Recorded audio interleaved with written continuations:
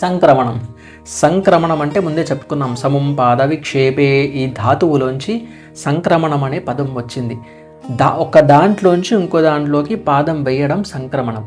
ధనుర్రాశిలోంచి మకర రాశిలోకి ప్రవేశించడం సంక్రమణం. దక్షిణాయనంలోంచి ఉత్తరాయణంలోకి ప్రవేశించడం సంక్రమణం. దక్షిణాయనం అంటే దేవతలకి చీకటి కాలము, ఉత్తరాయణం అంటే దేవతలకి పగటి కాలము. వెలుగు, పగలు అంటే వెలుగు, ఆ వెలుగు వైపు వెళ్తున్నటువంటి తరుణము. అంటే దీనికి ముఖ్యము ఎవరు? సూర్యనారాయణమూర్తి. ఈయనను అడ్డు పెట్టి ఈ పండుగలన్నీ జరుగుతున్నాయి. అంటే ఆయన యొక్క వైభవము, ఆయన యొక్క ప్రకాశత్వము, ఆయన యొక్క అనుగ్రహము, ఆయన యొక్క పరబ్రహ్మతత్వము, వీటిని తెలుసుకోవడం సంక్రాంతి. రంగవల్లులు వేస్తారు. రంగవల్లిక అంటే ముగ్గులు. ముగ్గుల్లో తీగలు అనేది ఉంటుంది అనమాట. ఒక్కొక్క చుక్కలు పెట్టి వాటికి అలా అట్లా ఒక్కొక్క గీతలతోనే చుక్కల్ని కలుపుతారు. చుక్కల్ని కలపడం అంటే ఆలోచన శక్తి. అంటే మొట్టమొదటి మధ్యలో బిందువు ఉంటుంది ముగ్గుకి. బిందువు అనేది ఆలోచన, బుద్ధికి సంకేతం. మరి బుద్ధి ఎందుకు తీసుకున్నారు? చాలా అర్థాలు ఉంటాయి కదా. ఇప్పుడు ఒక బిందువు అంటే నువ్వు చాలా అర్థాలు చెప్పొచ్చు, కానీ బుద్ధి ఎందుకు తీసుకున్నారంటే సూర్యప్రధానము బుద్ధి, చంద్రప్రధానము మనస్సు. చంద్రప్రధానము చంద్రమా మనసో జాతః వేదము. బుద్ధి కూడా సూర్యనారాయణమూర్తి యొక్క ప్రచోదనంతో బుద్ధి జరుగుతుంటుంది. సప్తాశ్వరథమారూఢం ప్రచండం కశ్యపాత్మజం శ్వేతపద్మధరం దేవం తం సూర్యం ప్రణమామ్యహం అని అన్ని సప్తాశ్వరథం ఆరూఢం అశ్వము, రథం ఆరూఢం ప్రచండం కశ్యపాత్మజం. ప్రచండం వెలిగిపోతుంటాడు, ప్రచండం కశ్యపాత్మజం. కశ్యప మహాముని, మహర్షి, మహాత్ములు, సప్తర్షుల్లో ఒకరు, జ్ఞాని సంబంధమైనటువంటి పదము అక్కడ వారి యొక్క ఉనికి రావడం శ్లోకంలో. కశ్యపాత్మజం. శ్వేతం అంటే తెలుపు, జ్ఞాని. శ్వేత పద్మం అంటే జ్ఞానము, మళ్ళీ అది సంకేతం, అది వేరే. మళ్ళీ దానిలోకి వెళ్తే ఇంకా అది వేరేగా చెప్పుకోవచ్చు.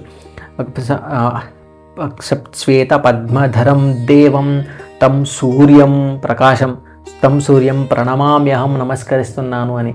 సమస్తము జ్ఞానంతో సంబంధమైనది ఆ సంక్రాంతి. అందుకే బుద్ధి. మధ్యలో బిందు అంటే బుద్ధి, గీతలు అన్నీ కూడా ఆలోచనలు. చుట్టూ ఎన్నో ఆలోచనలు బుద్ధిలోంచి పుడుతూ ఉంటాయి. ఆ ఆలోచనలన్నీ సక్రమంగా ఉండాలి. సరైన ఆలోచనలతో, సరైన ప్రణాళికతో, సరైన ఆలోచనలు, సరైన ఆచరణలు, సరైనటువంటి గమనాన్ని చేరుకోవాలి. ఇది ఈ పండుగ లక్ష్యము. అందుకే ముగ్గులు వేస్తారు, గాలిపటాలు ఎగరేస్తారు. గాలిపటాలు ఎందుకు ఎగరేస్తారంటే దేవతలకి పగటి కాలం కాబట్టి వారికి సూచన. గాలిపటాలు అంటే మనకి ధ్వజారోహణం జరుగుతుంటుంది బ్రహ్మోత్సవాల్లో. అక్కడక్కడ ధ్వజారోహణం అంటే జెండా ఎగరేస్తారు ధ్వజానికి, ఆ ధ్వజస్తంభానికి. జెండాకి సంకేతం ఏంటంటే దేవతలకి ఆహ్వానం. ఒకటి ఎత్తి చూపిస్తున్నాము అంటే సమంత్రకంగా అక్కడ జరుగుతుంది, దేవతలకి ఆహ్వానం. అమంత్రకంగా గాలిపటాలు ఎగరేయడం అంటే దేవతలకి పగటి కాలం కావున అలా తిరుగుతున్నటువంటి దేవతలకి ఒక వినమ్రమైనటువంటి నమస్కారాలు, గౌరవాలన్నమాట. ఇకపోతే సంక్రాంతికి పితృదేవత ఆరాధన కూడా ఉంటుంది. అందుకే పెద్ద పండుగ అంటారు ఇది.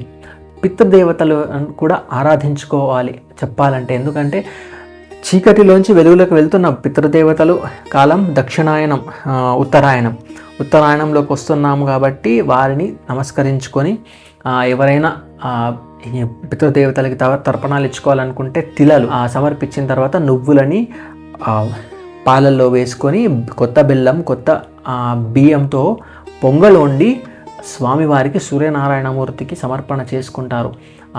ఇదే బెల్లము, నువ్వులు కూడా వండే వంటకాల్లో వేసుకొని స్వీకరిస్తూ ఉంటారు.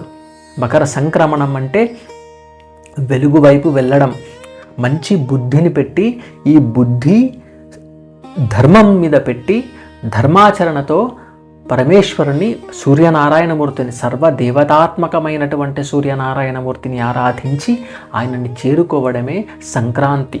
సంక్రమణం ధనుర్రాశిలోంచి మకర రాశిలోకి వెళ్ళడము అంటే సూర్యనారాయణ సంబంధమైనటువంటి జ్ఞానాన్ని పొందడము. రామచంద్రమూర్తి కూడా ఈ సూర్యనారాయణమూర్తి ఉపాసనతోనే రావణాసుల్ని కొట్టగలిగినారు. ఈ రామచంద్రమూర్తిని కూడా స్మరించుకోవాలి ఈరోజు. సంక్రమణం సంక్రాంతి రోజు, మకర సంక్రాంతి.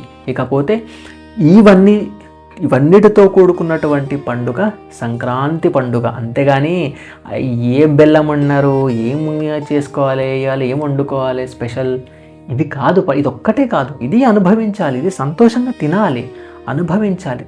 దానితో పాటు జ్ఞానము, వేదాంతము వంట పట్టించుకోవాలి. సూర్యనారాయణమూర్తి యొక్క అనుగ్రహంతో సంక్రాంతి పండుగ ఇంత బాగా జరగాలి.